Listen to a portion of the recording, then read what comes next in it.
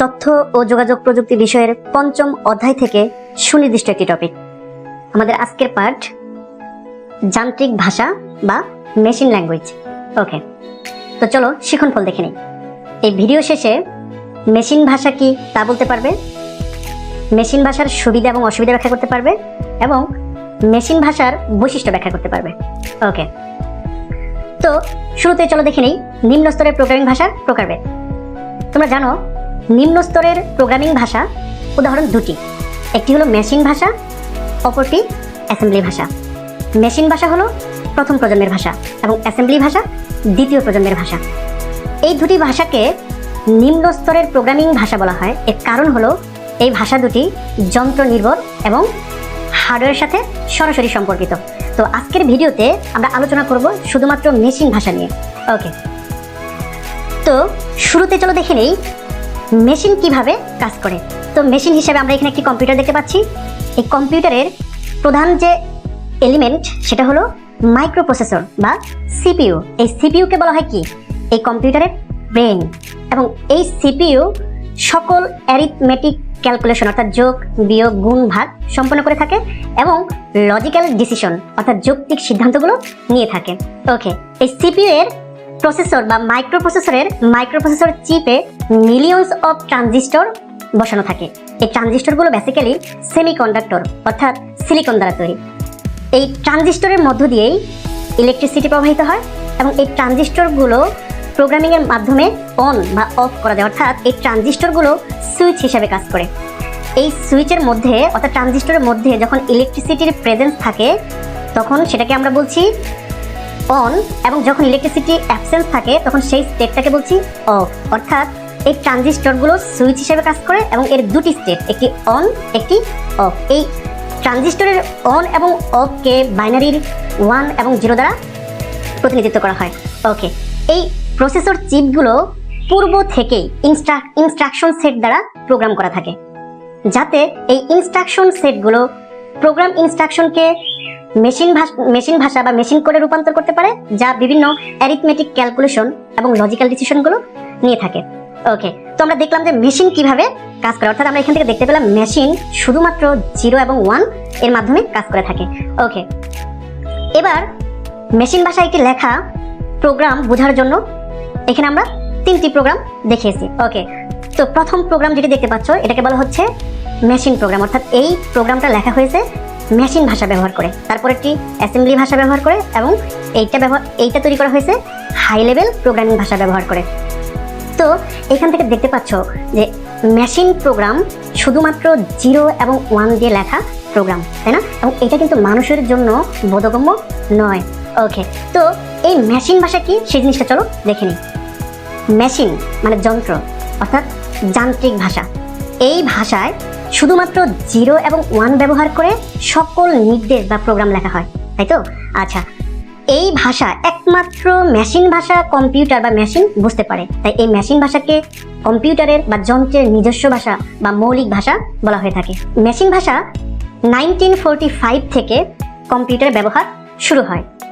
এই মেশিন ভাষাকে নিম্ন স্তরের ভাষা বলা হয়, কারণ হলো এই মেশিন ভাষা হার্ডওয়্যারের সাথে সরাসরি সম্পর্কিত এবং যন্ত্র নির্ভর বলতে কি বোঝাচ্ছে, যে এই ভাষা ব্যবহার করে এক ধরনের কম্পিউটারের জন্য লেখা প্রোগ্রাম ভিন্ন অপর ধরনের কম্পিউটারে ব্যবহার করা যায় না। ওকে, তো এই মেশিন ভাষা বা 0 এবং 1 ব্যবহার করে লেখা প্রোগ্রামকে আবার বলা হয় অবজেক্ট প্রোগ্রাম বা বস্তু প্রোগ্রাম। অর্থাৎ উচ্চ স্তরের ভাষা ব্যবহার করে যখন আমরা একটি প্রোগ্রাম লিখি তখন সেই প্রোগ্রামকে বলা হয় সোর্স প্রোগ্রাম বা উৎস প্রোগ্রাম।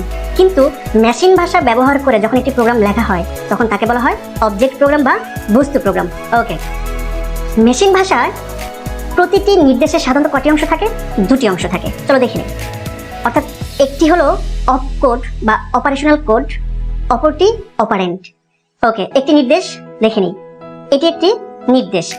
এই নির্দেশের এই অংশটাকে বলছি আমরা অপ কোড এবং এই অংশটাকে বলছি আমরা অপারেন্ট।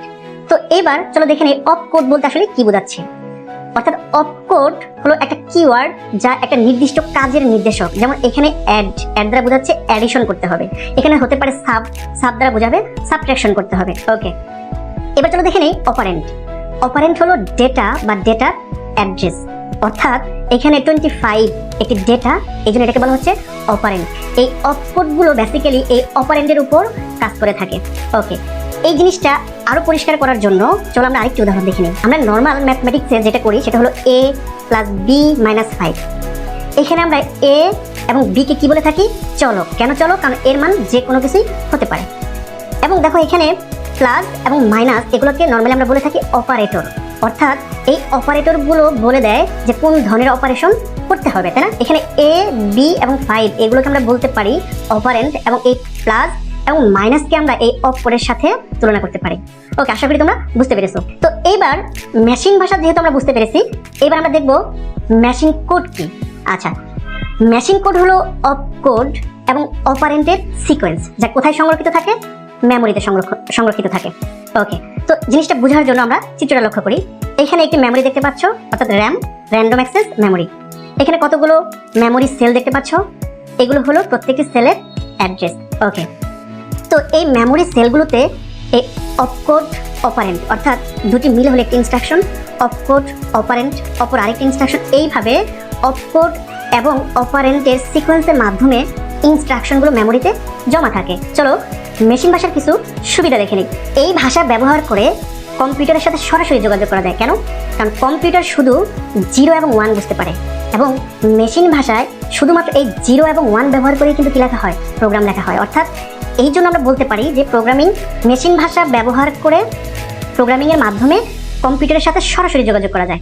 ওকে, দেখো এই ভাষায় কোনো অনুবাদক প্রোগ্রামের প্রয়োজন হয় না। কেন? কারণ মেশিন ভাষা ব্যবহার করে যখন একটি প্রোগ্রাম লেখা হয় সেটার অনুবাদ করার প্রয়োজন পড়ে না। যেহেতু অনুবাদ করার প্রয়োজন পড়ে না, তাই এখানে অনুবাদক প্রোগ্রামেরও প্রয়োজন পড়ে না। ওকে, এই ভাষায় লেখা প্রোগ্রাম দ্রুত নির্বাহ হয়, কারণ প্রোগ্রাম লেখার শেষে অনুবাদের জন্য কোনো সময়ের প্রয়োজন হয় না, তাই না? সো প্রোগ্রাম লেখার সাথে সাথে সেটাকে আমরা কি করতে পারি? নির্বাহ বা এক্সিকিউট করতে পারি। এবং প্রোগ্রাম রান করতে অল্প মেমোরির প্রয়োজন হয়। এর কারণটা হলো, দেখো মেশিন ভাষা ব্যবহার করে লেখা প্রোগ্রাম একটি অবজেক্ট প্রোগ্রাম বা বস্তু প্রোগ্রাম। নতুন কোনো প্রোগ্রামে রূপান্তর বা নতুন কোনো ফাইল তৈরি করতে হয় না। এবং এই মেশিন ভাষা ব্যবহার করে প্রোগ্রাম লেখার সময় মেমোরি অ্যাড্রেস নিয়ে কাজ করা হয়, তাই মেমোরির অপচয় হয় না। এই জন্য আমরা বলতে পারি যে মেশিন ভাষায় লেখা একটি প্রোগ্রাম রান করতে অল্প মেমোরির প্রয়োজন হয়। ওকে, এবার কিছু অসুবিধা দেখে নিই। দেখো মেশিন ভাষা লেখা প্রোগ্রাম কিন্তু শুধুমাত্র 0 এবং 1 এর সমষ্টি বা 0 এবং 1 এর সিকোয়েন্স। অর্থাৎ এটা কিন্তু সংখ্যা সূচক, তাই না? সংখ্যা কিন্তু মানুষের জন্য মনে রাখা কি অনেক কষ্ট। অর্থাৎ মেশিন ভাষা শেখা কিন্তু কষ্টকর, এবং এই ভাষায় প্রোগ্রাম লেখাটাও কষ্টসাধ্য। ডিবাগিং কষ্টকর। আচ্ছা, তো শুরুতে আমরা চলো দেখে নিই ডিবাগিং কি। ডিবাগিং জানার পূর্বে দেখি বাগ কি। বাগ মানে পোকা, বা প্রোগ্রামিং এর ক্ষেত্রে আমরা এটাকে বলি ত্রুটি। সো ডিবাগিংটা কি? যে প্রোগ্রামের ভুল ত্রুটি খুঁজে বের করে তার সমাধান করার যে প্রক্রিয়া, তাকে বলা হচ্ছে কি? ডিবাগিং। দেখো মেশিন ভাষায় লেখা একটি প্রোগ্রাম শুধুমাত্র 0 এবং 1 থাকে। এখন এই 0 এবং 1 এর মধ্য থেকে নির্দিষ্ট ভুল খুঁজে বের করা কিন্তু অনেক কঠিন একটি কাজ। এই জন্য আমরা বলছি ডিবাগিং কষ্টসাধ্য। যন্ত্র নির্ভর ভাষা সবচেয়ে বড় অসুবিধা। দেখো এক ধরনের কম্পিউটারের জন্য লেখা প্রোগ্রাম ভিন্ন অপর ধরনের কম্পিউটারে ব্যবহার করা যায় না। অর্থাৎ এক ধরনের হার্ডওয়্যার কনফিগারেশন বিশিষ্ট যন্ত্রের জন্য লেখা প্রোগ্রাম ভিন্ন হার্ডওয়্যার কনফিগারেশন বিশিষ্ট যন্ত্রে ব্যবহার বা রান করা যায় না। এই জন্য এটাকে আমরা বলছি কি? যন্ত্র নির্ভর ভাষা। ওকে, তো এই ভাষায় যদি আমরা প্রোগ্রাম লিখতে চাই, যেহেতু এই ভাষাটি যন্ত্র নির্ভর, তাই যে যন্ত্রের জন্য প্রোগ্রাম লিখবো সেই যন্ত্র সম্পর্কে বা যন্ত্রের অভ্যন্তরীণ সংগঠন জানতে হয়। অর্থাৎ মেমোরি কিভাবে কাজ করে এবং প্রসেসর কিভাবে কাজ করে, এই জিনিসটা প্রোগ্রামারকে ডিটেল জানতে হয়। এখানে সকল মেমোরি অ্যাড্রেস মনে রাখতে হয়, কারণ মেশিন ভাষায় প্রোগ্রাম লেখার জন্য অপকোড এবং অপারেন্ট অর্থাৎ ইনস্ট্রাকশনগুলো মেমোরিতে সিকোয়েন্সিয়ালি থাকে। তাই আমাদেরকে প্রোগ্রাম করার সময় এই মেমোরি অ্যাড্রেসগুলো মনে রাখতে হয়। এবং এই মেশিন ভাষায় বিভিন্ন অপকোড বা অপারেশন কোডগুলোর জন্য যে বাইনারি ইনস্ট্রাকশন সেট বা বাইনারি সিকোয়েন্স, এই জিনিসটাও কিন্তু আমাদের কি করতে হয়? মনে রাখতে হয়। এটা কিন্তু অনেক কঠিন একটা কাজ। সো এই ছিল মেশিন ভাষার কিছু অসুবিধা। অর্থাৎ এখান থেকে আমরা দেখতে পেলাম যে মেশিন ভাষার সুবিধার চেয়ে অসুবিধাটাই বেশি। ওকে, তো কিছু স্যাম্পল কোশ্চেন দেখে নিই। মেশিন বা যান্ত্রিক ভাষা কি? শুধুমাত্র 0 এবং 1 দিয়ে লেখা ভাষাটি ব্যাখ্যা করো। অর্থাৎ মেশিন ভাষা। শব্দ ছাড়াই শুধুমাত্র সংখ্যার মাধ্যমে ভাষা প্রকাশ সম্ভব? ব্যাখ্যা করো। হোপ তোমরা বুঝতে পারছো। মেশিন ভাষায় লিখিত প্রোগ্রাম দ্রুত নির্ভর হয় কেন? কারণ এখানে কোনো অনুবাদের প্রয়োজন হয় না, তাই তো? ওকে, তো কিছু এমসিকিউ দেখে নিই। যান্ত্রিক ভাষা কোন প্রজন্মের ভাষা? প্রথম প্রজন্মের ভাষা।